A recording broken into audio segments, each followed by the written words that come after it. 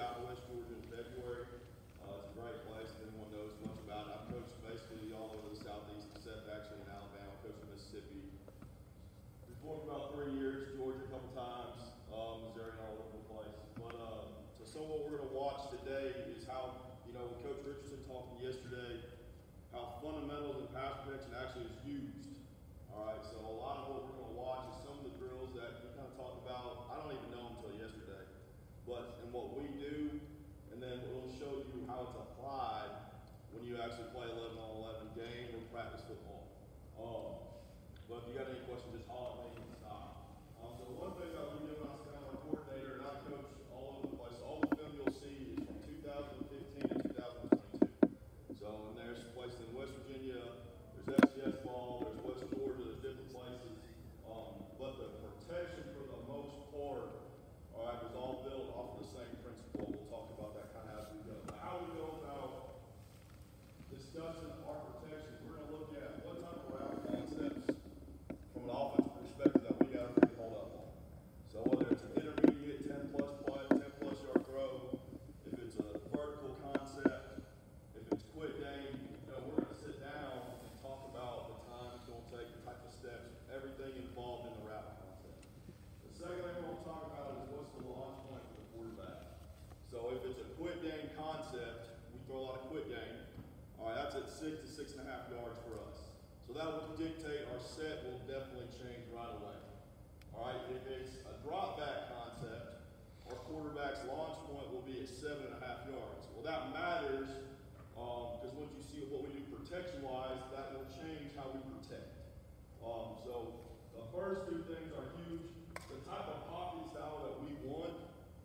If I got a 6'5" gunslinger, there's some vertical set guys, that's great. But I don't get those guys, so what we do up front, we work to create a dish, so we like a wide and firm pocket. So that's one thing that we like. We like to have our rush as wide as possible away from our quarterback with a place for him to step up. And we'll really get into that when we call it the dish. The type of personnel that we use, all right, my head coach likes, he's the play caller, we got a coordinator, he's a quarterback's guy. We like to throw the football, okay? So we're going to throw it 50% of the time. So which means our Indian, what we're doing is 50% of the time as well. That is dictated towards pass protection, all right? Our backs aren't always involved in pass protection, all right? So a lot of it is dictated what type of offensive lineman we get, all right? And now we're a big program that we, at times, West Georgia's got a lot of transfers, but Coach Dean believes in a lot of high school players, so we take a lot of pride in developing our guys, and we really look for certain things with our personnel, but we're not going to do things that doesn't fit what we do up front. All right, and then we use adjusters and running backs involved, but that means we can use a tight end, a fullback, running back, or the quarterback's eyes to handle certain pressures and types of the defense that we're going to see. All right, so what we believe in is we're trying to create a dish at all times. So I don't know if anyone follows. Basically, my pass protection view came from Bill Callahan, which anyone that follows the Cool Clinic knows who Bill Callahan is talking about pass protection a ton. But I also kind of bastardized it with Chris Forster, who's the O-line coach of the Niners. And what he does is still dish-based, but he's a mid-setter, which we'll get into here in a minute. But that's what we're trying to create, is a dish that is wide and firm, all right? Which means in pass protection, all right, our tackles are trying to create width in the pocket, all right? Which means you're probably going to be an angle set guy, all right? If we weren't concerned with width, we would do more of a vertical set concept. Does that make sense? All right? Does everybody understand kind of where I'm coming from with that? All right, which means our middle three are creating the depth of the pocket. So if they're creating the depth, their types of sets will be more aggressive, more of snatching up on the line style of play. All right, so that's a lot of stuff that we're going to really jump into. All right, we also will use variations and adjustments at all times in our protections, which means basically if you have a base protection, who here is like a half-man, half-slide protection guy? Does anyone have that? Yes? All right. Who has man protections? Okay, so here's the deal. All right, that's good. All right, with us, if I'm running a half-man, half-slide concept, why do you think we're trying to do it? What's the point of it? Anybody know? What's their thoughts on it? I'm just asking.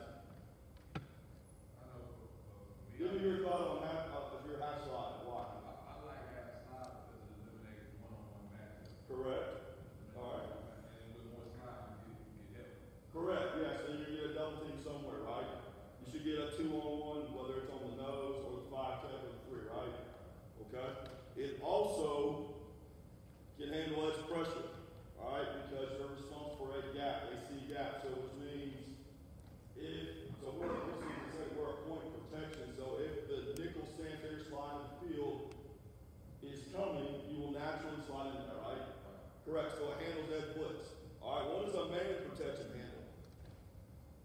Who knows? Or what's the thought process? Why do I run a man protection? Anybody know? So if we got, all right, if I got 5 guys, and you're putting 4 down front, so we already know that 4 from 4 is already handled, right? Okay, so you are handling games and inside pressures.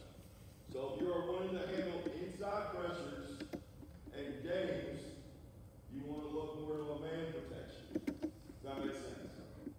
Okay?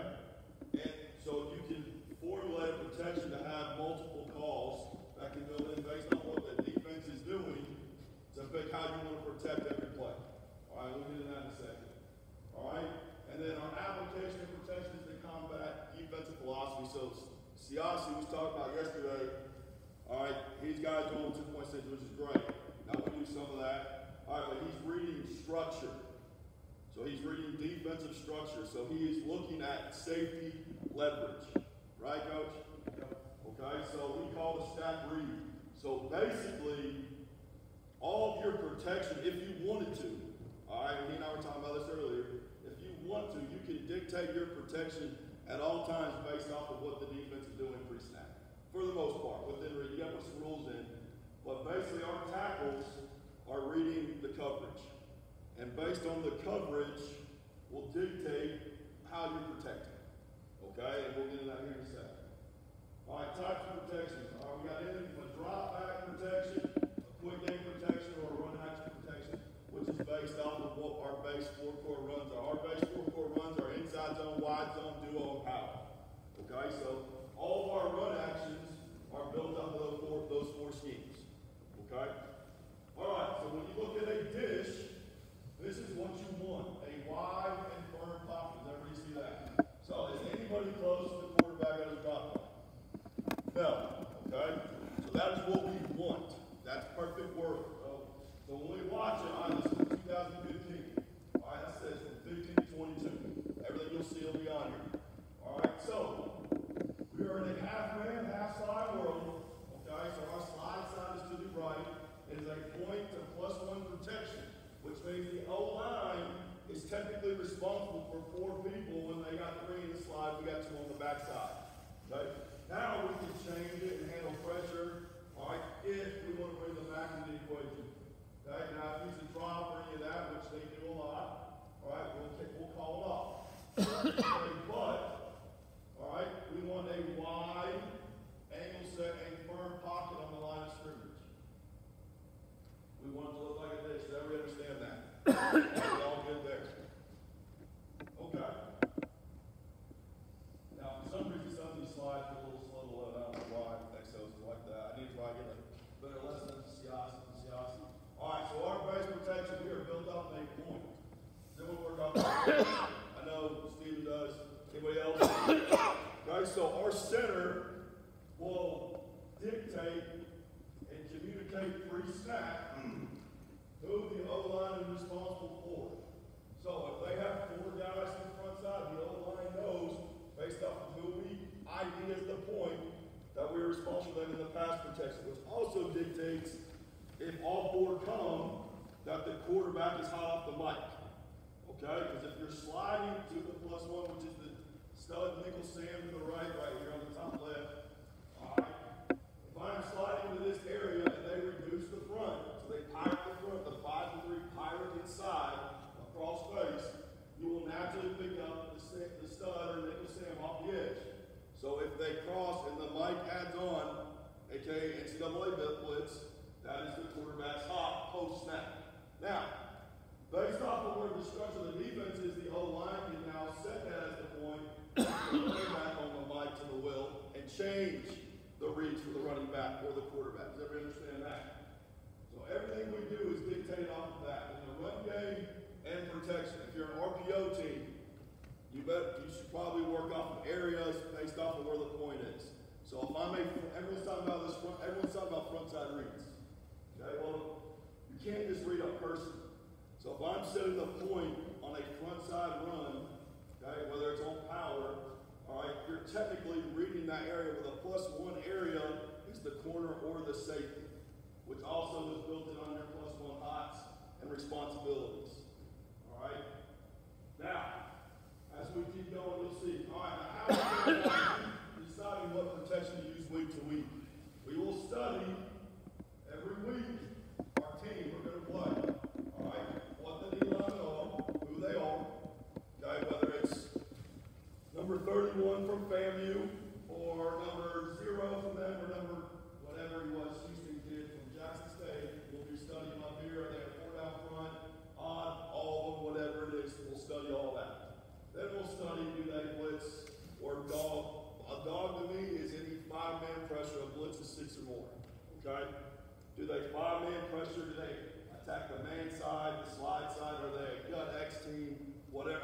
twisting, and that will dictate if you're going to use more of a slide man concept or a man concept truly. All right, and that will dictate your quarterback's eyes and how you partner up your pass game with that. Okay, and we'll study that every week. All right, now, so basically, all right, we are working a half slide concept to the point to the +1. So our backside guard is technically responsible for me in this picture. All right, he is responsible for the nose, period, unless we get movement to the point. All right, and it's gap. So the center, the right guard and the right tackle is responsible for C gap. He's got B gap to number 2 to the point. He's got A gap number 1 to the point. All right. Now, when you half slide it, all right, my eyes will work to the near knee of the defender in my gap to the point. So if I'm going to half slide it, and I'm in the center, all right, and I'm sliding to the right, my eyes are going to work to the near knee of the 3 technique to the point. All right, and that will dictate how my eyes will go, because I will always take care of level 1 first. Okay? Now, basically, if we have a +1 defender with a safety involved in the structure, will dictate his call and his set. So, if he is a threat, he is now a mid-set player. So, what that means is, all right, if he is setting this man, he will find the intersection point between the defensive end and the quarterback's launch point to meet the intersection of that defensive end as on the tackle. Okay? Now, if he is not a threat, he can now man set that. He will not mid set it. We'll get into that here in a second. The guard, all right, based on it's a slide called will now mid set the 3 technique. So if that 3 technique is coming upfield, he will set firm to the intersection point up between the 3 technique and the quarterback's launch point. All right, my center, all right, which is the key to all of this, all right, he has to get back and lateral. Back and lateral on angle square. Okay, he is the pendulum of the protection, which means basically, if the 3 technique crosses his face, he will naturally go to a re-kick. Okay, he can go either way. We do not post with the center. We are a kick to re-kick team. All right, now if he has leverage and can close the door in it, that's different. He can just do that. But if he doesn't have it, he's going to be kick to re-kick. Okay, so when we run this stuff, and I'll show it live here against 11 on 11. All right, he's going to mid-set and mid-set. So he's going to be right down the middle. He's going to be more down the middle. Now, where does the gap go from? Does anyone talk to their guys about what exactly a gap is? Where does the gap go from? Anybody? Nobody? So a gap in our world goes from nose to nose. Okay, so if Steven is head up with me, all right, and I am the guard, all right, he is technically in the center's area. All right, if he's head up to me, which means now I have to have an awareness of what's coming in. If he's down going, if it's a slide world. Okay, so his area is nose to nose, which is why he can also help our right tackle. So the right guard at this point can help the right tackle, and the center will take the man head up the guard right now if we needed to. It also allows, just like Marcus was saying, we want to get a double team. Everybody got that? Okay, so based off of, we don't want to overset. The reason we don't overset, okay, is like everyone used to take 3 kicks and you overset the 3 technique, he slides to the side, no one needs help. We don't want to do that. We want to help as much as we can. So when I mid-set that and that 3 tech stays inside, all right, my guard now is near knee to the ID. Okay, so he's near knee to the ID. So if he becomes a threat, he can then help and handle and get a double team with the 5 on the loop in. If he stays out, we can now set the depth on the mid-set player, which is the 3 technique. All right, any questions to stop? Now here's another look at it. We still got a +1 out, which means there's a stud here, there's some light here. All right, so he can mid-set down the middle, and then we can get down the middle. If he stays out, and we got him on the intersection point. But our center is checking, watch his eyes. Knee, watch his eyes. So you go knee, so then he's on the ID, then he's back to help. So his eyes will go near knee to the ID in the back. Has everybody got me here? Okay, so we spent a lot of time teaching eyes, but he's going to be back and lateral square. Okay, has everybody got me here? All right, the whole key is playing back up. Now, the kid I just showed does a better job on this than this kid does, but here's the reason why you have to get back to lateral square. And watch the center here. This is where the overset concept. We're not mid. We should get mid this firmer, but the center turns. We got to be back lateral square so we can handle the three tech better. All right, we don't want to scare the quarterback on this concept. So it needs to get more back and lateral square. All right, to handle that nose to nose more on that block. Okay. All right, so our defense is an odd front team. Okay, so a lot of stuff we do is dictated based off of their buck or their ram player, their odd stuff. All right, their walk-up guy, whether he's walked up into the B gap, he's walked up on the edge. So we will dictate how we slide to this. Okay? So on this one, would you want to man slide this or more of a zone concept? What do y'all think? Somebody. Would you want to man or zone this defensive look? Right, I need a tight shot. What would you guys do? Someone tell me. Zone, exactly. Why? You don't know where people are going, right? Yep, you don't know where he's going, but there's 4 front side, I can bring 4 to it, correct? Okay, good. So we put a zone call on this so we can, if we get base defense, which is the Mike in a 30 technique, an odd front, say Mike in a 30 technique, which would be this cat in a 30, and this guy is in a 9, and he is in a 4-4-I, that's base defense. If we get base defense, we will protect it differently. We will handle it more as like a double team concept, to get a double on the 0, and let them fan the 4-I, 4 and the 9. Now, the minute they get out of base defense, you got to put a movement call on.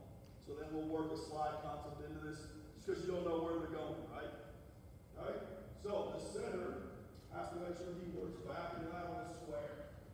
So he's going to drive off his right foot, pull with his left, get to a stagger, play with a backside drag hand, all right, and squeeze the air out of the A-gap. Just like that. That's what we want. We want him to drive and pull, getting back in lateral square, squeezing the air out of the A-gap. Does everybody understand that? Okay, so whether it's odd or even, that has to be a thought process. Any type of true slide concept. Okay? Here's another look at it. I'll speed it up. So, obviously we're going to be working to the right. Is this base defense? No. So we're going to put a movement call on here. Okay? So our center now has to worry about whether it's the 5 tick on the loop. They can pick the guard. All right? They can pirate the front. We can do a lot of different things. So he has to work back and lateral square both. All right? But it also is allowing the quarterback to have a wide pocket that looks like a dish with an area to step up as long as we don't turn our hips and let the guards go in here. I need to do a little bit better job. But there is still an area to step up vertically in the pocket. Does everybody understand? Go ahead. Like going back to the pre-snap look where they're at right here.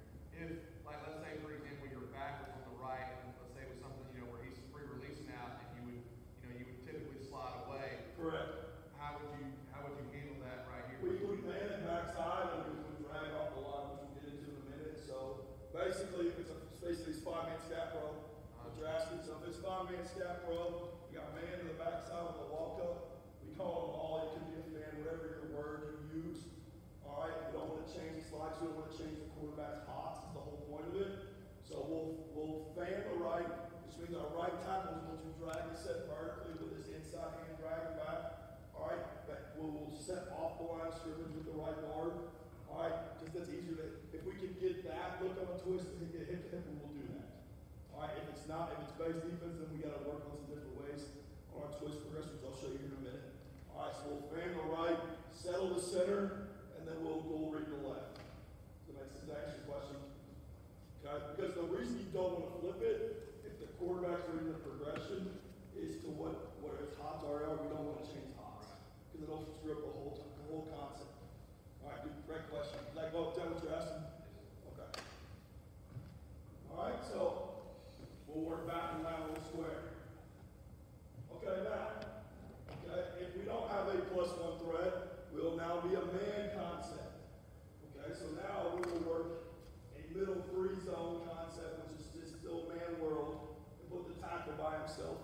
can still help them if we're a trash man. So we'll make what we call an hard call, which means we're working to the right, all right, to the mic right here. Our tackle is in man, which means our hot or whoever is responsible has the +1. All right, which means the guard will stay firm. He will then read, when this guy moves, he goes ID to the down. So your eyes switch. So when it's man, my eyes will go, I'm setting my man, he goes in, my eyes find the ID, now I'm back down. Where when it's zone, I'm near my gap to the ID. So it switches it. So we have to be very critical of black and white with how we teach our eyes. Because the tackle knows he doesn't have primary help, so his set will change. Does that make sense? Okay, so we will then handle this for games. We get 3-on-2 on movements. All right, here's an L call. All right, so here you go. So, what we did, we put the running back, we're going to just give you in the playoffs. We took about 400 yards. We put the running back on the +1. All right, so he was more of a scan player. So we didn't have a +1 hop. We put the running back on the +1 and changed the read where I could put the O-line on the point, which was the Mike and man program. All right, because they had a good Mike that could blitz. So we said, we always want to put the O-line on the Mike. He's a Kentucky transfer, a really good player. All right, and they gamed inside, and so we said, hey, we'll snatch this shit up. All right, have a firm pocket. All right, so we said we're going to man throw it instead of slide to the +1 because they didn't really edge blitz that much. So we said we'll put the back on the +1, we'll man throw it inside. Okay, so that you can get a firm pocket inside right there. All right, we'll have a couple of these. So we made an L call on the mic. When we did that, I guess for them, everybody better remember that. That told us he was on the +1. All right, so we didn't have to account for it. We're not mid-setting, we're not over-setting, we're man-setting the world. So that we can get 3 for 2 on a triangle read right here, 51. All right, the other thing is, all right, we're always going to be talking about cleaning up the pocket at center. We do that a lot. Okay, we're big preachers on cleaning up the pocket, expanding the area. All right, here's an R call. Same deal. Now it's an under front. We're sliding the under front. The back has the +1. So now we are R-ing to the mic, which means he's a man, they're a man on the back side. We're working 2 for 2, 51. So there's no slide concept. It's more a double team concept. So it's forwards kind of jack. And if they breathe, the running back's got the +1. Does that make sense? So the thing about it is you're able to be very aggressive on the downs, but also handle any inside pressures with our eyes immediately. So you're never late to the pressures. Okay, that's all game plan concept or a pre-snap structural look. Any we good there? All right, so now we're playing Northwest Missouri. So Northwest Missouri at the best ends in the country. All right, they're both about 6'4", 290, 280, 2 gappers, 2 gap all your runs. They're big players. So what we said was, let's get an extra chip on one end, and let's get a tight end chip on the other. Well, we put the tight end in, he now is responsible for the edge +1 blitz, which is him. The O-line will take the mic. The running back would chip to take it the next minus player. While they're through, so we can X that off. All right, because we're playing 1 high here. What allowed us to then snatch up the inside threats, giving our quarterback a little bit longer. Okay, so we then switched this and said, hey, we can double chip, still man throw it, and then what's a lot of people's answer is, all right, in a 7-man row is full slide, right? That's a lot of people's like, hey, you're getting games, you're getting this, let's just full slide it. That's the easy answer. The problem with full sliding against great rushers is that you can get one-on-ones with the back. You can get a one-on-one with the tackle technically if you really don't overset to get the guard out there. So you can get double one-on-ones on a base rush if they really want to on defense. Okay, so if the defensive side of the staff understands when you're going to full slide your shit, they can get you on one-on-ones. So that's why we came up with this. Is that, all right, we can scratch. If they blitz, we'll take it. If not, we can chip and then get out. And we have less one, we get a little help before they leave. Okay, so that's what we're working here. All right, which means the middle 3, we made a whole call, which means us 3 are responsible for these 3. They're in man. We got a double scratch, and a scratch here, and a chip here. So if number 2 pressures, the tight end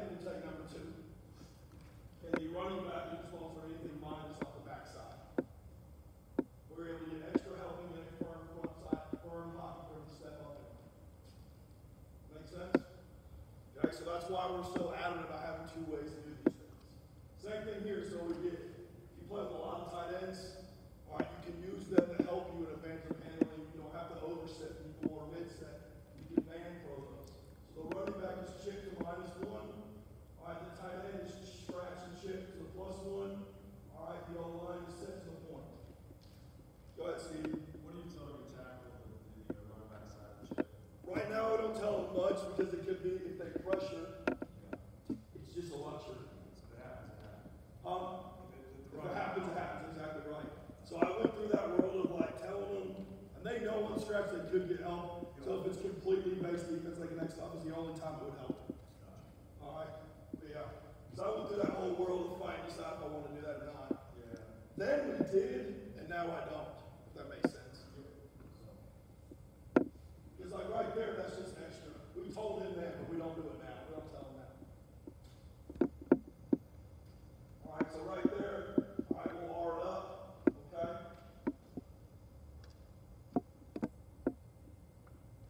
As you can see, so when we scratch, it's basically 1,001, 1,002, get out. Put the tight end here. And then you get your chip on the left side. All right. Now, the other thing that we do when we play odd team, okay, we want to work more cylinder based. All right, which means unless they're in non-base defense, we'll slide it. So we don't need a true slide. So right here, if we cylinder base this, us two are responsible for these two, just like we talked about zone, on inside zone that Marcus was talking about yesterday. All right. The center and backside guard are responsible for this cylinder. The tackle has the 5 tech, the running back's got 1 and 2. However you want to slice it either way. Now when you do that, you have to make a decision each week about who handles the +1. So if it's a pre-snap safety cap concept, does the quarterback check it? You can decide to do that. Or if it's not, does the running back have a coast-to-coast stand? Or does the O-line handle it? Whatever you do, as long as you put it in that week, you can handle it whatever way you want. Okay? So right there, they're 2 for 2 on the right stack cylinder. All right, so if they unfold this, we're 2 for 2, no one's wasting each other. We'll have a double team somewhere. Okay, so when we see odd, we're working more cylinder based, which is a man world. Same thing here. So you got 3-3 stack, we're 2 for 2, 2 for 2. All right, which means if we get any type of safety cap, corner cap look, we either got to handle it saying we're got it, the running back's taking it, or the quarterback, however you guys decide each week. Okay. Now, biggest thing here, so when we talk about centers finding work, if there is no threat, so I drive in, no help, no threat, no one pressures, if that near knee still working vertical or out, I'm going to expand the pocket so the quarterback can step up. Okay? So when I set off back and lateral, I got no threat, I'm finding ribs, I'm expanding the pocket.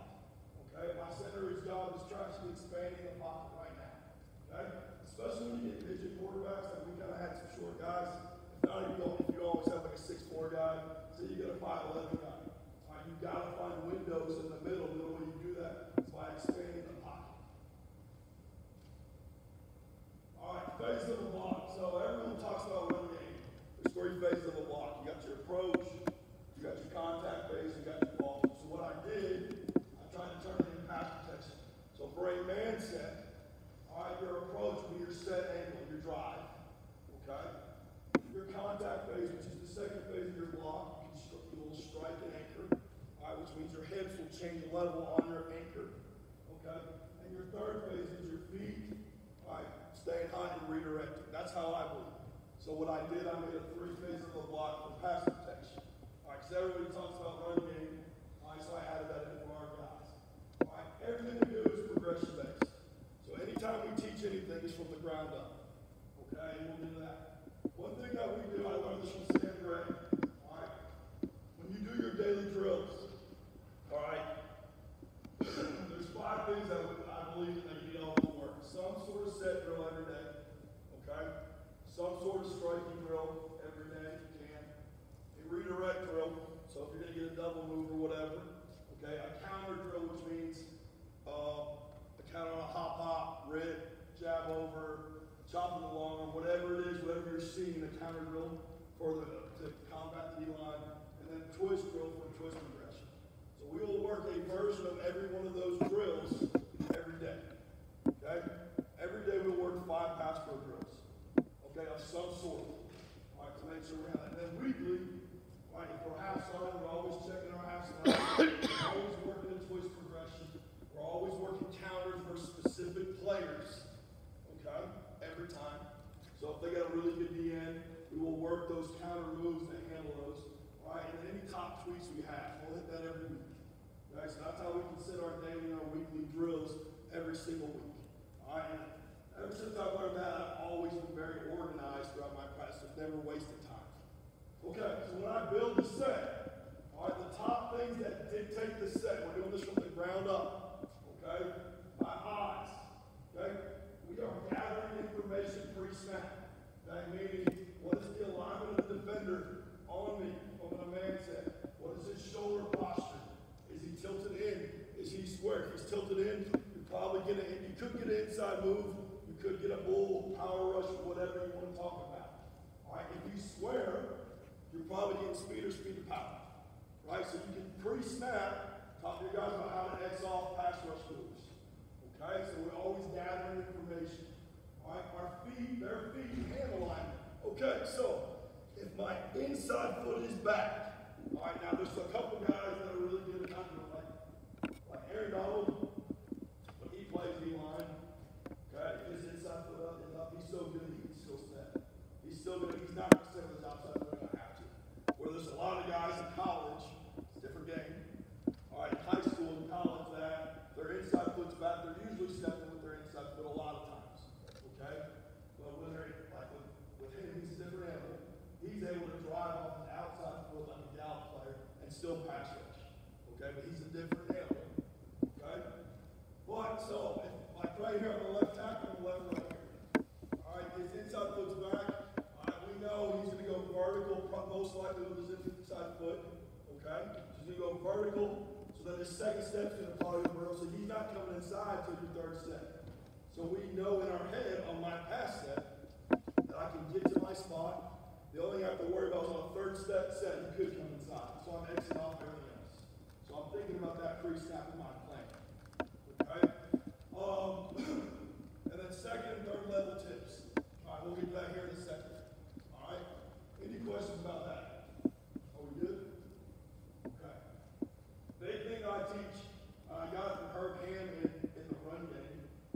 All right, your big toe. So, has anyone heard him talk about curling the big toe? Yeah, it's awesome, right? You do it. Mental weight, yeah. Yeah, well, so like we literally will curl our. So if I'm drive blocking to my right, I'm curling my left big toe on the ground, really pushing it where I need to go to take a vert or gaining ground step. Okay?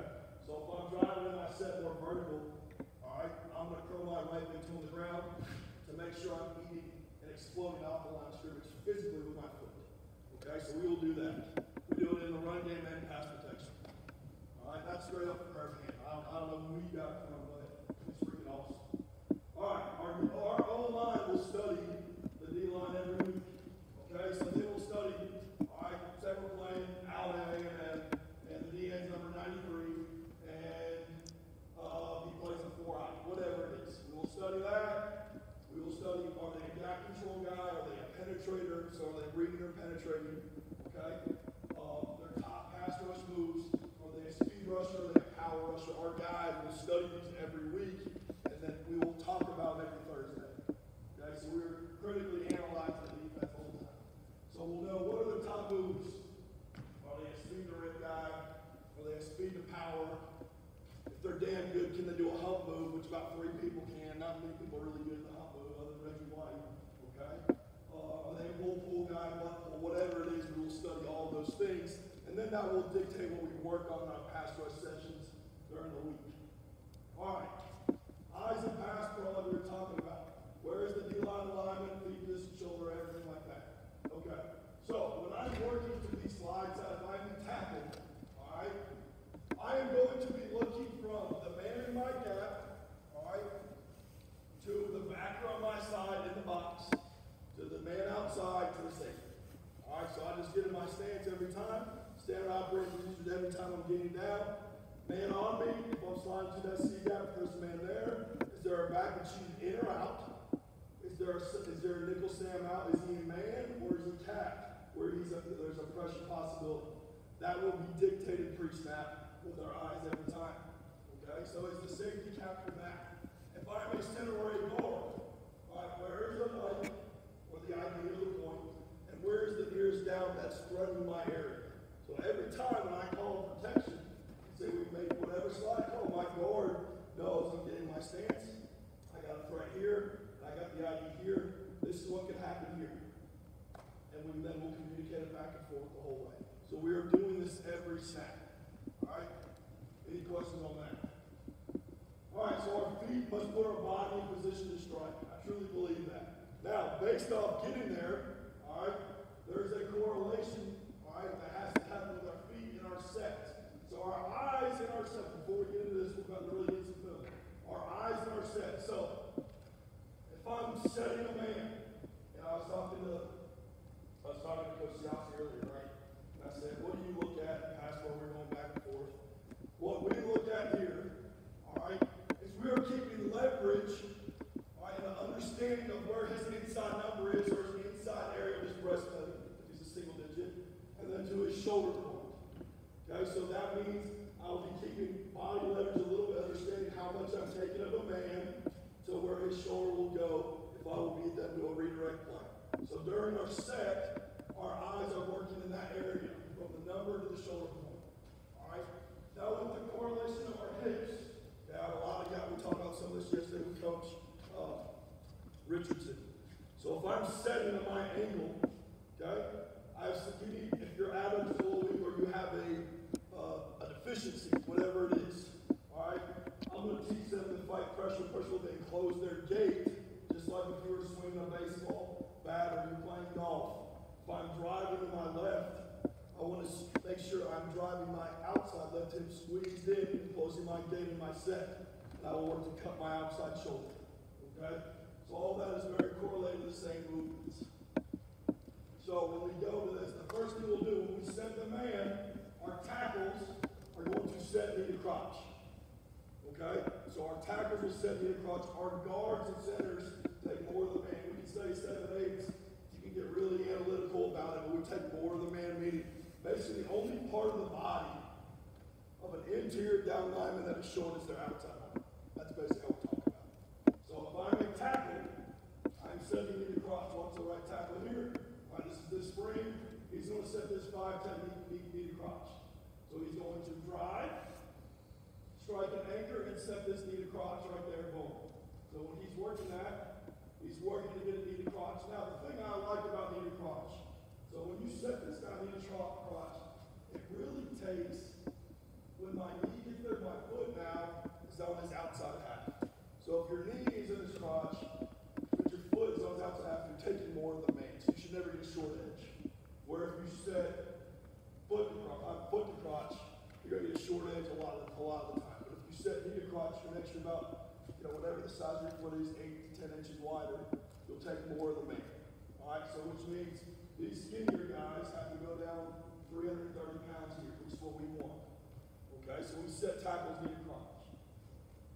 All right, if I'm a middle three, all right, we're going to set more of the man, so more about 7/8. The only thing we want showing is the outside arm of the defender. All right, now if we get an inside move, we'll work nose to nose like this, but we want him coming down all of our body so that we can set the depth of the pocket. All right, we don't set them half the man, we don't do that. All right, it just doesn't fit what we do with the style of our pocket. Okay, so we want to take more of the man with our rushes. Okay, so we will short set. We will take big time close concepts of getting nose to nose. All right, we will snap people up on the line of scrimmage. Okay, the center as well has to take more of the man. All right, so we can stop their rush before it starts. And there's a good picture of a kick to re-kick, by the way, with the center here. All right, he's the penalty of protection. All right, here's the guard. Here's the guard that should step in front. He's going to work trying to take more of the man. Now, he kind of angles set this a little bit. All right, and then we're going to take more of the man. He's going to play from underneath at center so that we're able to take more of the man, make them come down. If I'm going to recruit 300-pound linemen, I I'm going to use 300-pound line. Okay? So I'm going to make them come down on our big guys. That's my belief.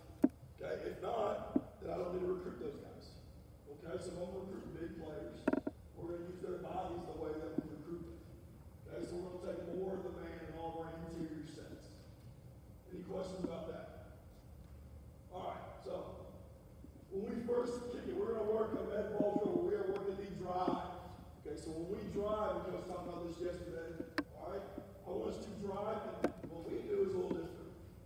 So all we do, if we're getting in the stance, I got a med ball here, all right, on the left arm. Okay, I'm getting the stance on the ball. All I'm doing is dropping my knee. That's all we're going to do. We're going to keep it really simple. I don't have rocket scientists. All we're going to do is drop our knee. Whatever one that we want to have in the med ball, we'll get in the stance and then just drop our knee. That's all we're doing. All right, now the toe step is slightly on the ground. All right, but all of our pressure, we will dictate a short set out of this, a one set angle set. One set's just a 145-degree angle set for us. All right, and the biggest thing that I want is hot feet. Okay, I had an issue with some of my guys where they were setting and they were stopping their feet and settling, right? And what was happening, I go to 11 on 11 or 1-on-1s and they'd set and they'd stop and settle. Well, the defensive player ain't gonna stop. It's not gonna happen. So we will work on our guys to keep our feet hot through our set. Not like we're running in places nice and easy, not like we're letting that guy, more like the setting. So we're gonna drive back and lateral, all right, and really work to eat grass. We wanna go back, not up. Okay, so we're working to get back on the drive, not up. Okay, so everything we're doing is to work back and lateral or back on our ankle. Okay? So we'll work all through this. All right, so like this is our right tackle. Okay, he's a little stiff. He's 6'6", 332, played with Keatron from Georgia. All right, he's a little stiff. He'll tell you. All right, but you know, when we're working on him, we're working on mobility a lot, but getting back in this set, not up, so that we're eating grass in our sets at times that we want. That's the whole point of this, to keep our drive there. What I do like, all right, we're going to get into an minute on striking, how we teach our hands. All right, things are a little low here, but there's a time to low set, and there's a time not to do it. Okay, we'll talk about that. But the other thing you can do with this is you can work on a post, which is why I asked Coach yesterday. So watch our guard right here. He's going to work the post. He's just going to get in his stance. He's going to drop his knee. All right, put all the way on that outside instep and really drive into those new form and drive into that flat post right there. The only thing I want to do though is I could probably open this just a hair with our inside foot. Okay, so when I close my toe, I'm sometimes not able to eat enough grass. When I open my toe slightly inside and drive off my backside foot, we've had more success covering up more area inside. That's just what we do. So we'll usually try to slightly open our inside toe on this post a little bit and really drive off our outside inset. All right, our hands will change on those sets. All right, then we'll go to PVCs. So we also will do we'll roll the med ball. I call it drive and drag. All right, but I don't have that one on here. Well, then we'll go to PVCs. So I'm looking to see, are we square with our shoulders? Are we aligned with our hips? All right, are we able to drive and not go up, that we're going back? All right, and I'm judging all of those things. So like right there, boom, intimidate, we're saying right hand. Anybody want to answer that? What's wrong with the right hand? It's open, yeah. See, your right hand is open, so then I'm going to walk up probably to somebody or the next rep right there, and I'm going to work on how he closes his hip, activates his glute to his adductors, and closes his gate. So I can check all of this off of his set of these PVCs. All right? So you'll see it across the board. All right? And you want them all doing it on their own so you can walk around and coach them. It's hard to do it on command. So you really just tell them, hey, you guys start working, and I'll teach you as we go. All right? So that's what we're working across the board there. All right? The other thing we'll do, all right, we'll work the post with it, and we'll work, we call it a settle set. All right? So if your center is ever in a man situation on a nose guard, all right, if you want to get picked and by twist, you set them on the line. If you want to make sure that you get off the line of scrimmage and let the twist and pull, we teach a settle set. So our center will start from his stance, and he'll work back on his instep with his knees slightly bent in, creating power, okay, through the ground, to then get to the heels of the guards. All right, and now we're on the same level, and everything unfolds in front of you as much as humanly possible. If you set up on the line,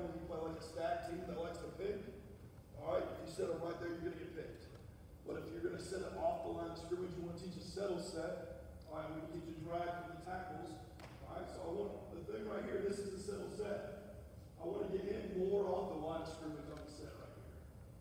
Okay, so he needs to get further back. All right, he only got maybe halfway to the heels rush. He can get deeper on his set, but he's going to take it down the middle.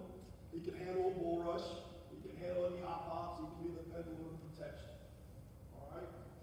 The next thing we'll do, we'll go to a first touch win drill. So if you're a 3-point stance guy or you're a really good 2-point stance, whatever it is, we want to teach how fast can we get out of our stance. So what we're working right here is we're going to take a defender, all right, and he's going to be close. He's going to be in your face. All right, he's going to stand right here. And the minute that offensive player moves, get out of the stance, you're trying to grab his shoulders. And what you're working on offense and drilling is snapping out of your set as fast as humanly possible. So your feet got to be perfect. You got to know exactly what I'm doing with my inside or outside foot, where I'm popping my feet, where I'm anchoring, and where I'm bringing my hands right now. All right, so you want to work how fast we get out of our set right here, out of our stance. All right, so he's going to grab on defense. I'm going to snap as fast as I humanly possibly can out of my set, out of my stance, and take his chest. All right, so it's just a way to drill it. All right, just another way to drill it, how to get out of our stance as quickly as we humanly possibly can.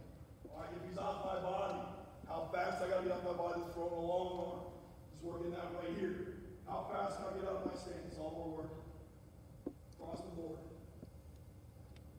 All right, then if you want to drill it, you can take a bag. You guys have probably seen this. All right, we're going to swing the bag. You can get up in the grill, and then thinking how fast I can get out of my stance and get my hands up and strike. All right, now we'll two-hand strike these as much as we can, unless they're off our body, like Kyrie is on Jalen right here. They're off our body. So he's going to snap out of his stance as fast as he humanly possibly can. Bring his hands right down from the ground, all right, and take his chest. So all we're working is how fast we get out of our stance, over and over and over again. Okay, strike fundamental, how quick we can get out of it. All right, our center is an independent striker because his hands up his butt, so everything he does is independent hands. Okay, so we'll do that across the board here. So he's going to work a double strike here, how fast he needs to get even faster out of the stance. All right, his butt needs to get a little higher in the stance, it's too low. He's sitting in the bucket, that's not good enough there. All right, when he's working how fast he can get out of the stance the whole time. All right, same thing here, we're working how fast. The only time we really double strike is when the guy's on our bodies. All right, my center is working snap hand to long arm, how fast he can get out of the stance and get his hand on the man. All right, snap the ball back. Okay, so we're really just working how fast we get out of our stance. All right, so the same thing when you work it live. All right, he needs to think I got a man inside of me. How fast can I snatch him up?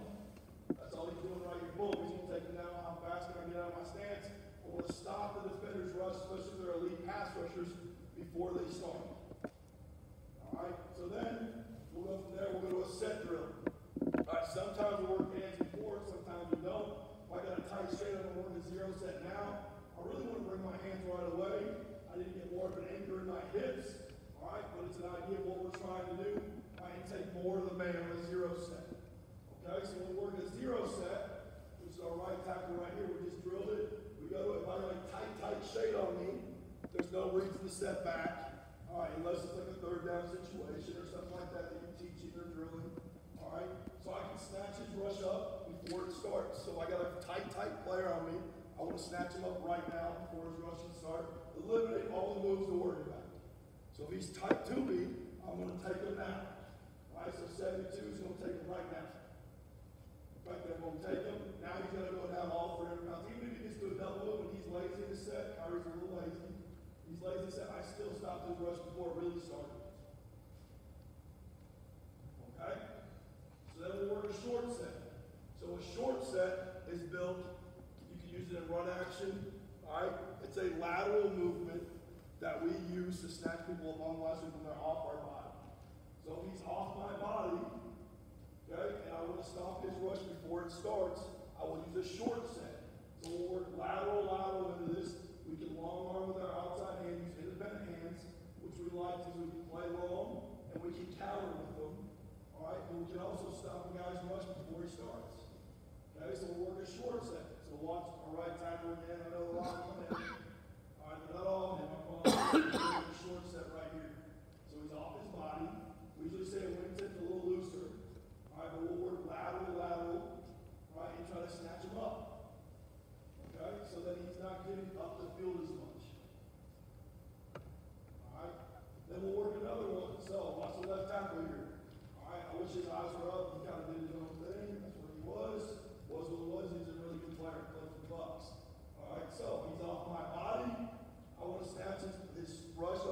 it starts. So I'm gonna work lateral, aggressive with my hands, and his rush before he can even think about working a move. With a high post foot inside. All right, so now I'm able to widen the pocket, play long, all right, and set him up where he needs to be right now so you can use it in a run action or a quick game concept. If I got a head up player, all right, we'll work an onset. Well, what an onset is, these all build off each other. It's basically, he's head up, he's got a two-way go, right? You go inside or outside. If he's head up on me, I want to widen my inside foot and quicken my outside foot. I want to bring my hands down. Okay? I don't want to deep set it. I don't want to go heavy inside and then give an automatic outside short edge. I don't want to outside set it and get the inside foot. So I'm going to widen my inside foot, quicken my outside foot, bring my hands down, be ready to have a strong inside hand to fight pressure with pressure. All right? But understand he's going to come down more than middle with my right foot slightly inside high as a post. Okay? That's an onset. So watch the left tackle here. He's going to widen his inside foot, quicken the outside, make him come down more or less. Again, snatch him up before he starts. Okay? All right, now, when we work twisting games, we teach a dragon set. So any 3-5 side, okay, we can get twist. All right, between a TE or an ET. We also work it with a 4 and a 9, a 4I, and a 9 and a odd form. So we'll teach a dragon set. So all we'll do, all right, we're going to drag our inside hand and draw up our ball of our inside foot and our big toe and work more vertical to angle off the line of scrimmage. All right, so what we'll do, we'll take 2 guys out, we'll drive and drag right here, and we'll let him stand there with our, and we'll check his eyes. Because his eyes have to be all of the outside rush, not the inside. His eyes need to be all of the outside, not the inside. So we're checking his eyes on his set. Okay, so he's driving, now his outside hand needs to be higher, it's too low, all right? So if I'm a 9 technique, the only thing I'm going to do right now is I'm going to attack it, and I'm going to go to a chop. Okay, so if our hand is too low, now we're giving up the chop against the defensive end, the 9 tech. Okay, so we want to coach on getting a little bit higher hand, and then we'll now bring a 4I and a 9 rush. All right, and we'll go to, you have to independent strike it. So you have to go to an outside long arm if you're going to drag it to a 4I. Because my hand is on the 4I, my outside hand has to go to the outside breastplate of the 9 technique. If I go down the middle or the inside number, I'm dead. I gotta take the outside number, as you can see it. His hand is to the outside breast. That's what we're working on all this, but you have to independent. When this snap off, my inside hand is now a lever. So if I get an inside move, I can now get to a clamp or a push-pull long arm concept with my inside hand. All right, so then we'll work it live. Here's a little shot at it. All right, so this is with a guard on it. So the guard is now dragging the nose, I 49. So he's going to drag the inside hand. He's a little raw, but he understands he's dragging his hand. His eyes on 49. He checks out, and then he can go to double. All right, so we can set the firmness inside. These are back, these are 2s. All right, but he's using the technique. He's going to drag, eye on 49. He can check for help. All right, and then take all the man. Same thing here. So now we're in the twist. So our right tackle is the drag player. Our right guard is the base player. Okay? Now it's just 3rd down situation, so we probably took a little bit of depth in our set. Okay? So he's going to drag. Alright? So then when we get the 3-5 TE, we can snatch up right now because we're feeling it right now on our concept. Alright? So we'll work the drag hand with the long arm, eyes on the 5. When he goes in, I take all the 3. We're going to pass the penetrate over and up and take all the 5. Alright, now. Okay, we'll do the same thing. So say, what's your mistake? Yeah, that's pretty cold. So now my left tackle is a drag player. He's snatching up. Okay, so he's going to drive really off the ball with that foot. Drag hand. All right, when we get a looper concept, now his hands are already there where he can now crush it through and squeeze the air out of the block and make the guard back on the 5 loop. All right, so we use a drag set for a lot of things. All right, right here is the left tackle. Now he has an issue with his outside knee. I need to give him coach on this. I'll make sure we close this up. So he needs to fight pressure with pressure. He's going to drag hand, the flat post, the flat out, the penetrator. All right, and then he needs to snap off more square, sink, and accept. Okay, well, what he is doing, it's yes, yeah, go ahead. Quick question on your man side. You're talking about the drag hand and guard versus that 3. How, you know, you were talking earlier about set mid, right? What do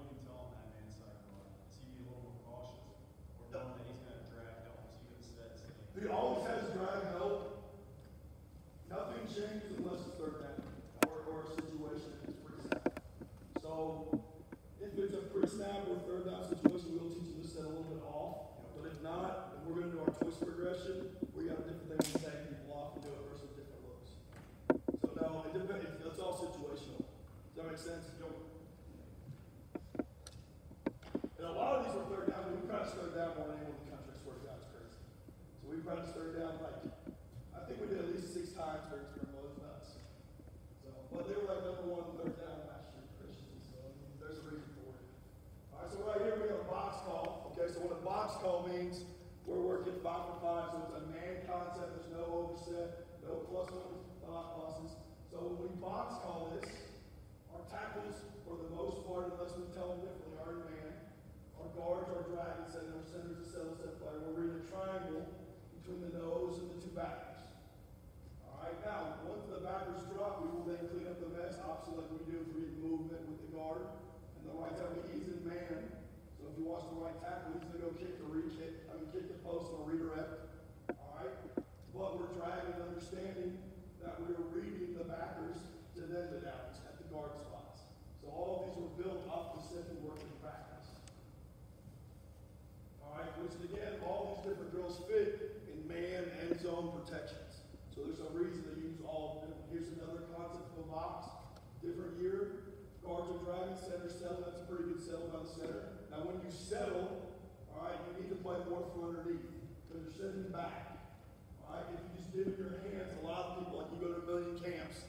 I've watched it all camp season. A lot of people are sitting back and then double striking instead of playing from underneath. So they were getting swatted or chopped and having a lot of issues with it. All right, and then the only other thing that we also work on in angle sets is a drive and climb concept on a run action. So we'll drive into it, we'll climb up the defender in the run game, and then we'll anchor it back and settle. Okay, so we're working any run action and snatching them up. That's what we're trying to do. Still, all of our run action sets are still built to make a firm wide pop. All right, so if you got your traditional one set, we're going to skip through that and go on. All right, so striking. Okay, so that was the first thing we worked with our sets. Striking, we teach long arms, independent striking. All right, we teach a lever, which is our inside hand. And then which will double strike when they are close to our bodies where we will snatch up the defender. Okay, a wheel technique is a counter that we use. All right, the reason we use independent hands is because we want to play long. I think you can play longer with your outside lever. I think you can counter people. I think you can stay more square with it. I don't think you turn and strike out when you can drive and play outside and clamp with your outside arm if you need to. And I think you can counter everything and have a combative concept. You can use your hands as weapons instead of just giving them, one option. All right, and then you have a fail safe if you do miss your outside hand and then reset with your inside hand and then get the outside hand back up. Okay, so I'm really big on that. So what we do, this was new with these guys, we not have very active hands. Okay, so a big thing I coached with them was active, fast twitch, active hands. The power boxing. So what we'll do, we'll just put it down. We don't have a touch punch bag. Some of you guys might. We don't. All right, but we'll just work outside hand, lever with our inside hand, and just really get fit and active with a little bit of anchor and hot feet. Really just getting our hands moving. Okay, so we'll work a touch punch concept just on shield. Then we'll go to feeling. All right, so I believe in kind of what's anyone who's got computers is I believe in kind of what he teaches with the pastor a little bit with his hands. Now when I strike, and I extend through a defender, so my fingertips are up. That to get full extension and use my shoulder and my tricep and my back, I will shoot a spear out of my hand and get full extension. And then you can get to towards it and latching it. Okay, but to get there, I can go tip the spear through my hand and then snatching that, latching that in. So all we're working right here is then feeling the tip of the spear concept. So you go from touch punch, which is active, to then you go to tip the spear, which is getting full extension and feel of your hands in your strike.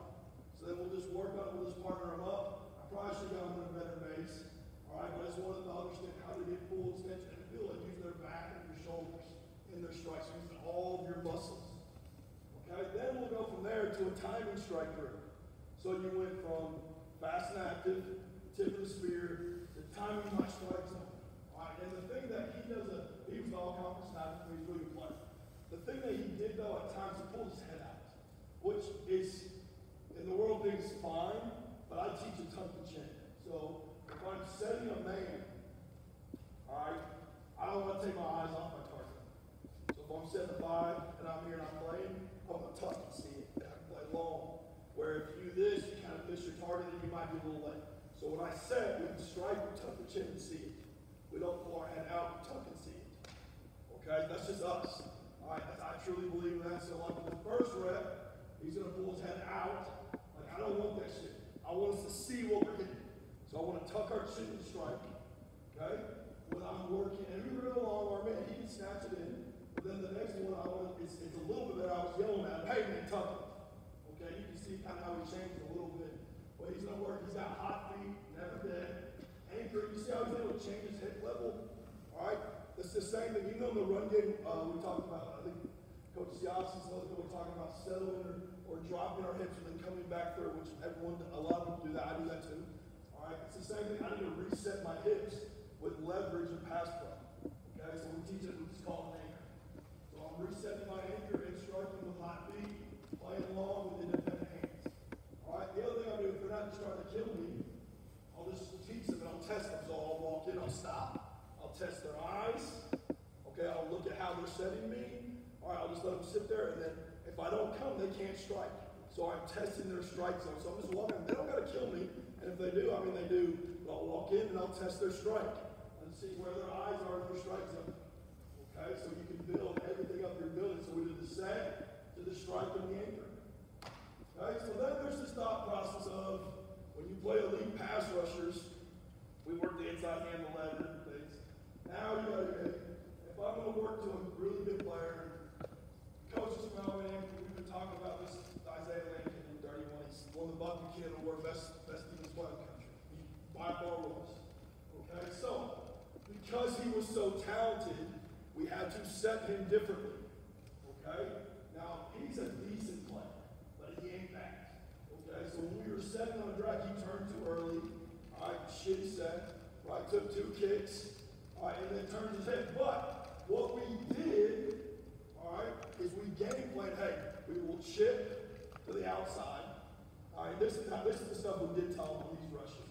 We will chip to the outside. But I gotta have a great inside hand, which it turned into a clamp. So if I was setting out and I turned, that I knew I had chip help, my inside hand clamped, and then I worked forward through it.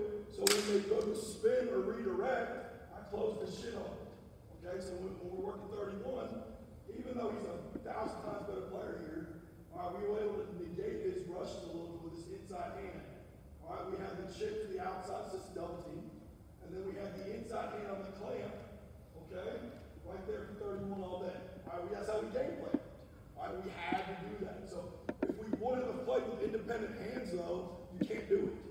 So if I want to double strike and he gets me, I don't have an inside clamp hand. So I literally could not do this if we didn't strike that way. Okay, which gave us a fail safe on all these inside moves. Same thing, they even just as good defense on the other guy. He got drafted by the Lions. Okay, the Houston kid. Same thing, we're going to work vertical in our set to our spot. Okay? I wish our left hand was a little bit higher.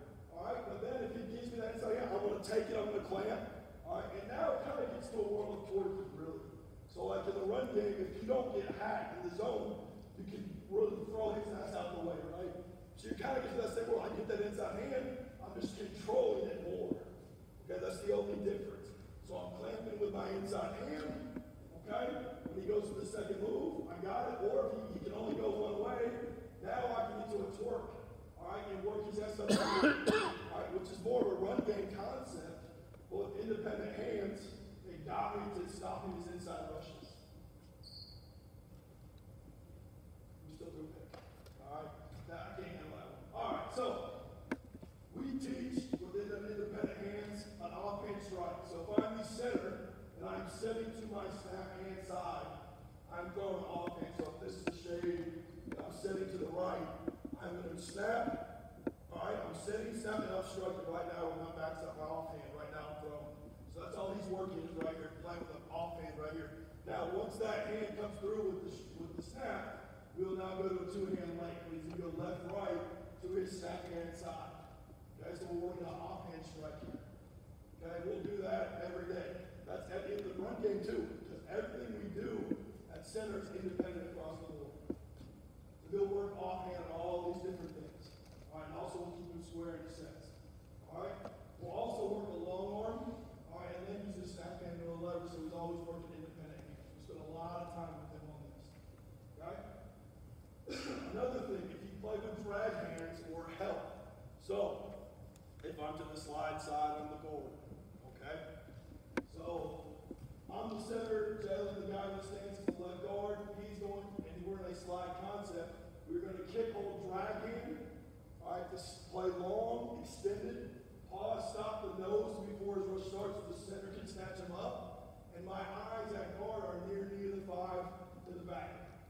Okay, and then we will snap off the center, like Kevin Wine, one we talked about him earlier, pushes you off in some of his blocks. That naturally happens a lot of what we do. Same thing here. Okay, I just wish he doesn't need to jump vertically, he needs to stay more allowed to underneath and layer the tackle. Okay, so we're working kick, hold, drag. So kick, hold, drag hand. He's got to have his offhand as a coil, which means the only way you can strike is independently. If my right hand over here, my left hand is the only thing that can get independent hand here. All right, he's just a little too quick with it. All right, we got to make sure we pause unless we got to leave now. All right, on a 5 pinch. All right, so here's the lie. So my left guard, I don't like that he did this. We talked about he needs to be closing his shoulder. He kind of did his own thing. He needs to be more like the right tackle here. All right, but we're going to kick, hold, drive with the left guard. His eyes are on the near knee upfield to drop by the backer to color rule, which means now if he sees color, he will now go and expand the pocket. Okay, so we're going to get a kick, hold, drive. We stop 50's rush before it starts. To drive with the drag hand to expand the pocket. All right. Same thing. Now this guy was not very talented, but he's doing what he's coached.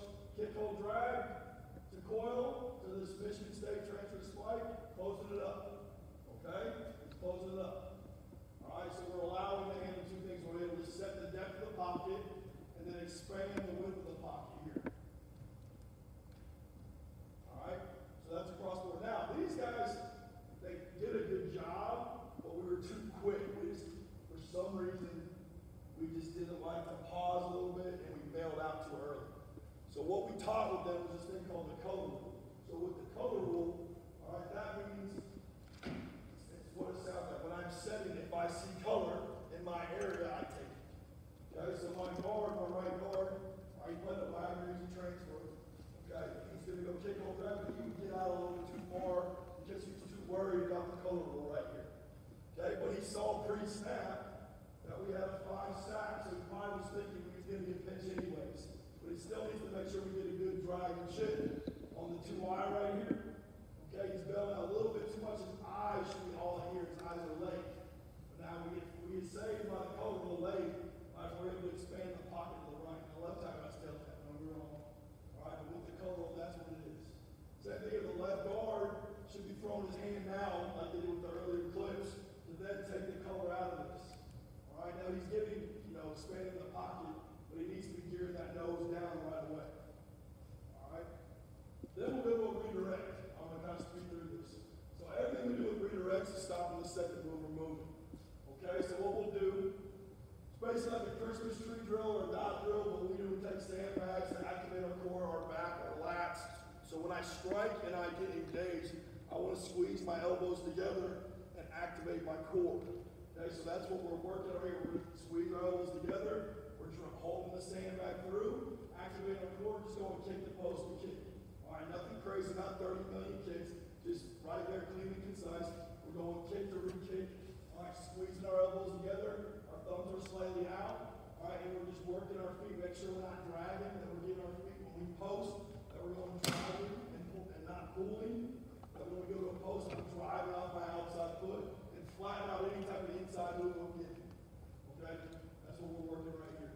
When we get a center, he's going to go kick. All right, he's going to right the center right there. He's an Alabama who played at Hoover. He's going kick to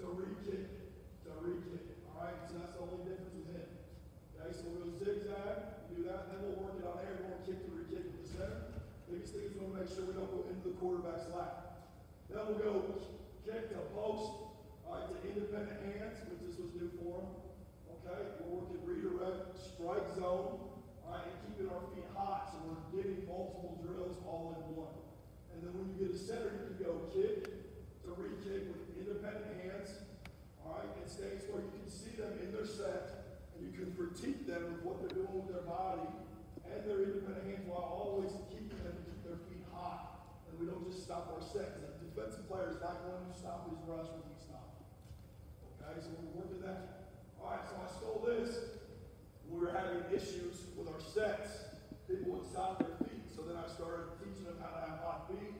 So we get to the set point, we keep our feet nice and hot, and then we tell the defense to work a second move. So we'll time it up, we'll hook it up, we'll start buzzing our feet after we just stop their initial rush, and then we'll teach them that we'll say, hey, I want us to rip inside, and so we'll go to a second move, and we have to react as fast as we humanly possibly can to get in nose to nose on that inside move.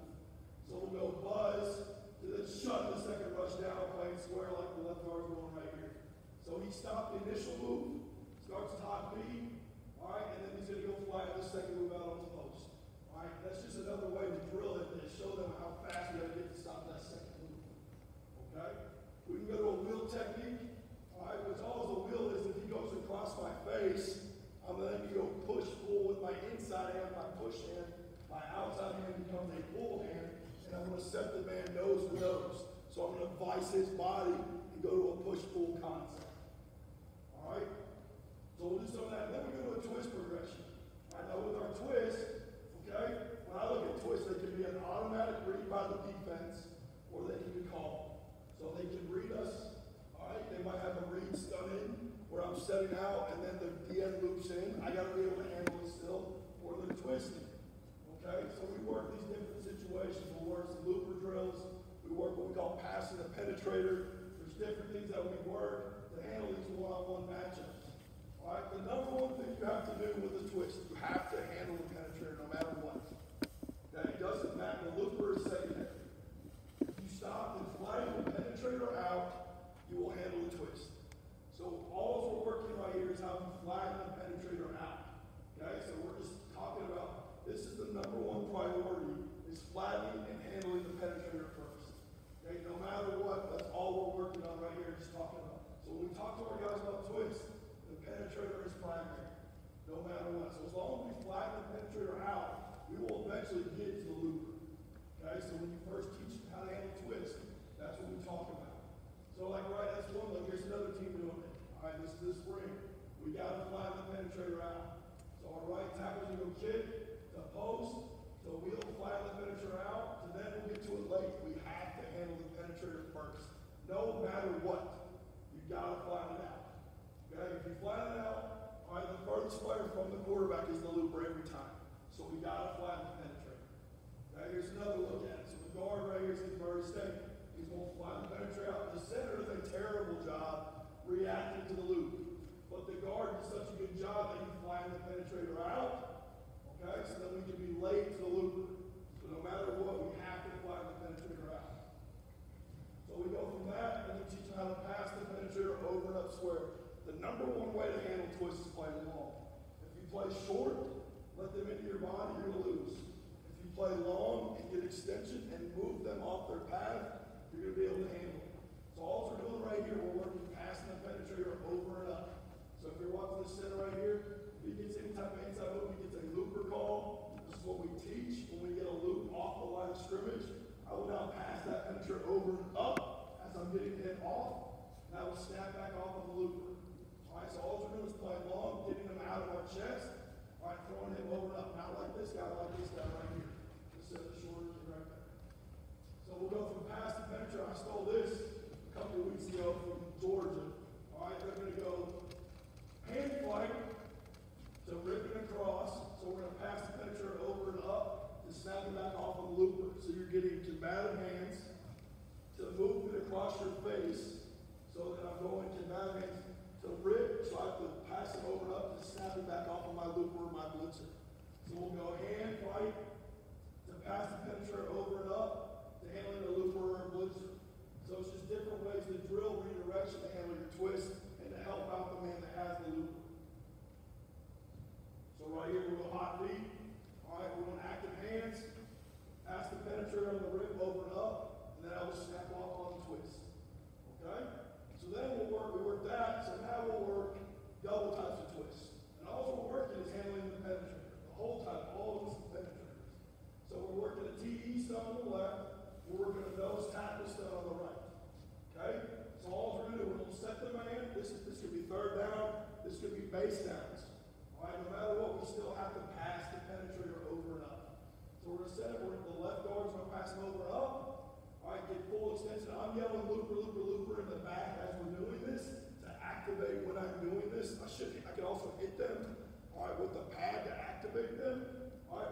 passing over and up. All right, get more vertical movement on that penetrator, and then I will snap off as quick as I possibly can on the looper. All right, with the center, you have to go kick. So re-kick to penetrator to snap off. That's as realistic as it gets. You're gonna go kick, re-kick, pass it over and up, snap off. Okay? So that's all the work in just different ways to get double the work. All right, on all penetrator looks. All right, then we'll do it again right here. We'll go to the EN stunt, which is one of the hardest to pick up. So the 5 is the picture of the long sticker across face. The nose is the looper. Okay? And we're talking about how to set it up. The right guard is working a TE. The left tackle is working an EN. So we're going to go cross face. All right, he's going to flatten the penetrator back over. All right, the left tackle is going to flatten up on the EN. All right, come over and up and then snap off. We're going to be a little slower with the looper. Snap off, sink and accept. All right, on the movement inside out. All right, then we'll do it again, just a little rep at it. So we're just getting as many reps as we possibly can. So we're getting 2 tackles up. We're getting double ENs, okay, across the board. So we'll set. All right, then we'll go post, flat the penetrator, go over and up, snap off, sink and accept. Okay, go to the long arm. All right, so here's a look at it. So then we'll run it full live, which all we're doing is watching the penetrator. Okay, so watch the left guard. So he's going to set him. I wish he got more of the man, but he's going to get full extension. He's going to throw him over and up, all right, and then snap off on the looper. So we're going to pass him over and up, snap off the looper. And all these things, though, if you're still looking at it, we still have a wide dish. Okay, so we're throwing him over and up, and then snapping off on him. Okay, here we go. So right here, the guard's going to pass the penetrator over and up. This should be the right guard here. All right, I wish you stayed a little more square, and then working back on the looper. Okay, so we're getting our head out, playing it over and up. All right, so then what we do, we'll do a hole call, which the middle 3 are up. So now if we get any type of movement, all right, we have to throw each other's guy over and up. So like right here, the left guard has the penetrator. All right, we're setting this back on a 3rd down situation called a hole call. We're going to snap them over and up, and then sink and snap over and flatten it out at the left guard spot. All right, so we're working that over and up, and then expanding. All right, then after that, you go to the looper drill. So you handle the penetrator first. The second part is you got to handle the looper. So if my guy leaves earth, and we're not on the same level, you have to hit each other off. So I'm just going to set, if he loops, and then I will track. All right, so if this is the penetrator, all right, and my guy I'm sitting is the looper, I got to close the door on it. All right, we're on different levels. On 3rd down, it's great, and everyone can say they're on the same level, but on 1st or 2nd down, and you're not, okay, then we got to be able to bang them off and trap the penetrators. So again, everything is about handling the penetrator. All right, so when that looper leaves earth, all right, we're setting to him. We're going to snap quick as we can, looper, yell it, and then trap the defender and take more of the man. Same thing here, we're going to set, trap, take more of the man. All right, so when you put it live, we got the EN right here. We'll set the nose, he loops, right here. Here it comes, he loops, and then we'll trap it and take more of the man and bang it back out and expand the pocket. All right, and we can just drill that live over and over, so we're going to pass the penetrator here, left tackle, open up, all right, to a looper call, snap off, sink, and accept. All these are just different ways to do it. All right, you can do the same thing on a middle twist, whatever it is, you can work all of them. All right, so we got a looper here, going to bang and trap the penetrator. All right, same thing here. So the nose is the penetrator, the 3 is the penetrator, the other 3 is cross the face. So Mark on the left guard is going to take it, play over and up. Okay, this center's got to yell looper, looper, looper. The right guard is not involved in this, is just giving drag hand help. All right, we throw them over and up, and then snap off and expand on the penetrator inside, on the looper inside with the left guard. So we're just seeing all these things go to live reactions. We looked at some of these earlier with the 3-5. If they want to go and loop out on the TE stunt, now he loops, I'm going to bang this out and expand the pocket with the left guard here. Okay? And expand all this later. That TE stunt, that ET stunt, that shit doesn't work. So if you bang this on the looper, if they go to ET first, and that 3 is the looper, you should be able to throw everything out of the club. Okay? As long as you're reacting quick. All right, all those are just different ways to do this. Now, when I'm teaching about sinking and accepting on the EN, I got to flatten it out, sink vertically and accepting, more vertical concept, that tackle. All right, more horizontal than guard. We don't want to ever give them a 2-way go. All All right, but as you can see, everything we talk about is getting to the looper later and always handling the penetrator first. Okay, so across the board, you're able to handle those things as long as you take care of the penetrator. All right? If you get situational stuff, which is what this is right now, 3-5, yeah, you can handle it, stay hit to hit. But if it's first down or second down, and you change your sets, all right, you got to have answers, all right, which is what our twist progression is, to bang people off, yellow looper, all right, throwing the penetrator over, different things like that. Okay, so like right here, this is a third down situation. Okay, we get double threes, which everyone knows what double threes, you can't get double twists like since like 1995. I think we got copies when we were in high school. All right, but so I'm going to set off the line of scrimmage. I wish we took more of the man throw over and up at the left guard spot, pass over and up, dragging the tackle. All right, and handle the looper square. Okay, so that I'm still able to complete using my wide dish pocket and still giving my quarterback a way to step up in the pocket the entire time. Okay, so no matter what, and then obviously the slide side, all right, we'll handle the twist off of our true gap rolls of gap 1 or gap 2. Okay, and we don't have to chase with the off guard. Any questions on any of this stuff? I don't know how much time we got to go. Coach, you got as much time as you need. It's up to y'all. Y'all keep going, keep going. It's up to you guys. Y'all keep going? Okay. All right, so right here we got odd front. Okay, our defense plays both. We're going to get an and on the penetrator, a nose on the wrap on the loop.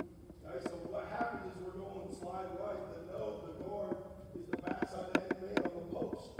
So when that nose loop, he's got to snap off late, all right, and then turn trap, all right, and snap the tackle off the sinking up set, all right, on the nose loop right here. So you've got about every twist we probably can go over. We're not looking at E ends, nose ends, all right, 3-5 twist, 5-3 twist. You got about all of them. And if we just go off of flattening the penetrator out, playing long, you should have a pretty good shot at picking up all this stuff. The last thing that we teach is counters. All right, now this is a different animal. Okay, so what I was going to show you guys is we look at counters versus transitions.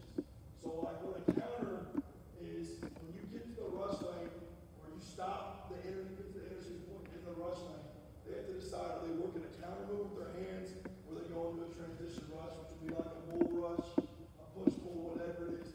A move, which is like a hump or a chop, that's a counter, you have to counter that. And then a transition, especially when you do like a bull rush or a push pull, stuff like that, speed and power, those are transitions. All right, so we have to be able to handle all those different things.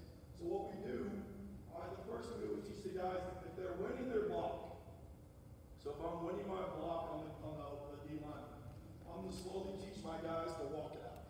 I'm not going to go right to a hot block. So I look at, when I'm stopping a bull rush, if I'm winning the block, I'll slowly walk it out. And now when I walk this out, you have to teach your guys that they have to open their knees, roll over, and snap them back in to change the angle of their knee and their shin. All right, put the weight on their instep. So you'll roll over and then bring it back in. Okay, so this is when you are kind of winning the rush, they're slowly pulling you. All right, so you do that first. You work a walkout first, okay, which will work together left, all right, and then you work it with the bang. So you just slightly get in there, you slowly walk it out, reset your hips, all right, slowly gearing growth when you slow this rush down. All right, now, when I'm getting my tail tapped, or I'm like, oh crap, I wasn't ready for this move then, that's when we teach a hop hop.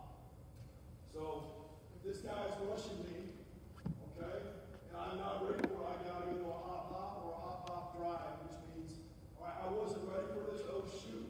All right, I gotta get to a hop hop, I'm gonna sprawl, open my knees, roll them back in, get on my insteps, and change my hip level. That's the only point, is to reset our hip leverage on all of these blocks. Okay, so that's all we're working right here. So we'll go hop hop fit, we'll go hop hop chop, and reset and drive. Okay, all of these hop hops are to show us that we're going to it's my oh shit mechanics. It's all right, so I'm standing there, I'm not ready to get bull rush. So I'm standing straight up, and we'll just simulate this. If I'm losing my block right away, and we'll go right now from straight position to a new hop hop. So we're going straight leg, just snapping right to a hop hop, and simulating getting to that point to reset my hips as quick as I humanly possibly can. Okay, so we'll then go to hop hop chop, right, and reset and count. Okay, so that's all we're working, is just different ways to handle these bulls. All right, so if we had a guard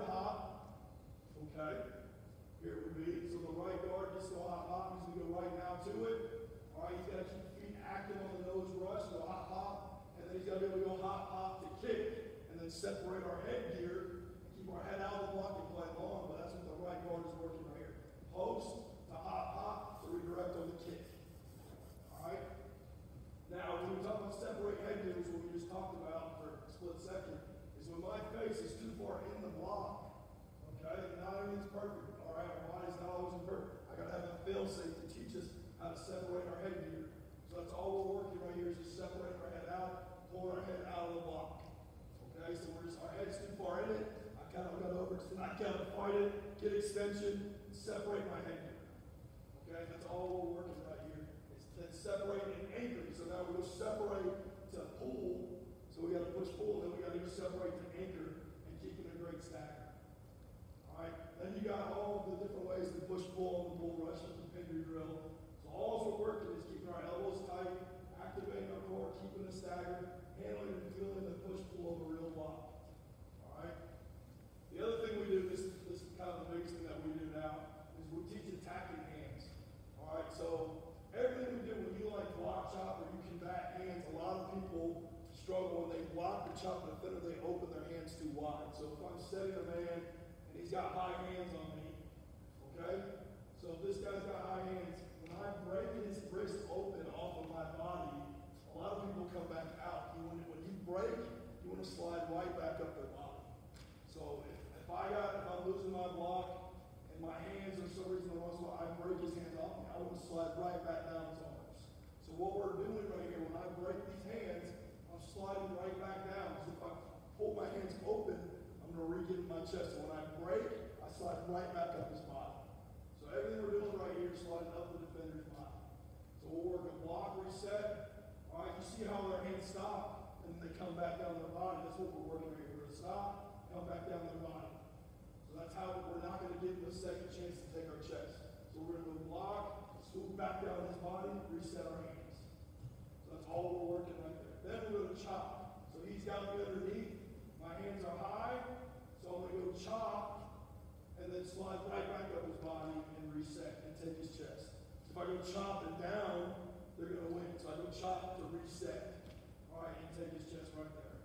So that's all these guys are working on. This side is working active hands, attacking the hands, playing with hot feet, having an anchor. All right, it's kind of funny because they've never really done this stuff. Okay, but that's all they're working is how to have active hands through all these blocks. Okay? Then we'll partner up and do different hand looks. So if you get a rip across, you can chop that off. If you get an outside grab or outside club, we can break that with our outside hand. So all they're working is active hands right here. Different ways to attack the offensive player. We're working badly with our hands and sliding right back up their body. All right? So he takes a little bit of seconds, kind of rep now. Okay? But he's getting more and more with his hands. All right? But the other thing is we want to make sure we keep our hands in and not pull them out that much. Okay? Once you teach that, you can teach these guys how to chop the long arm. So when you chop the long arm with a power rush, okay, so everyone goes speed to power. So I want to go set, long arm with my right, and then if he goes to a power rush with his inside hand, I got to go to a chop. So all we're working is a set, all right, to a long arm with our right hand, or if we get both in, then I feel that rush, and then I'm going to go to a chop. So I'm going to set to chop. Now when I chop this, the other coaching point is, I got to track him with my feet. So meaning, I got to surround his body and put my feet around his feet with both of mine. So at the right time is when he's going chop, and then surrounding his body with his feet. Okay, we don't want to go chop to keep him kicking out. We're going to go chop to surround his body with my feet. All right, so I can take all the man and trap him out. Okay, so when you coach that, you want to go chop with a power rush, then trap and surround his body with our feet. Okay, same here, we're going to go long arm, chop, all right, and then reset our hands. So we can do it different ways. All right, but the biggest thing is taking this forearm and this overbone of your body and breaking these powers off. We see a ton of them. Okay, so you can go long arm, all right, to chop, all right, and trap. So that's all we're working on here. Long arm to chop, to trap. So that's some of the counter stuff that we're working on with our hands every day. Okay, you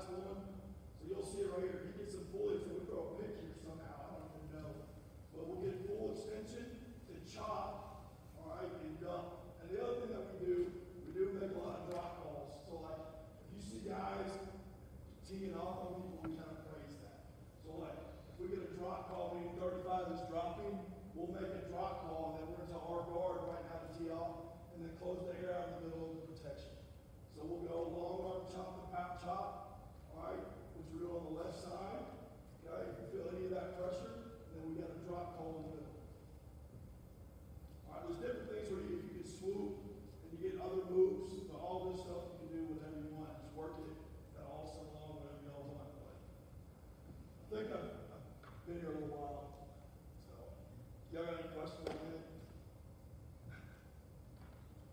I'm good. Y'all are. What's up, y'all? All right, thanks, Coach. Yeah, appreciate it.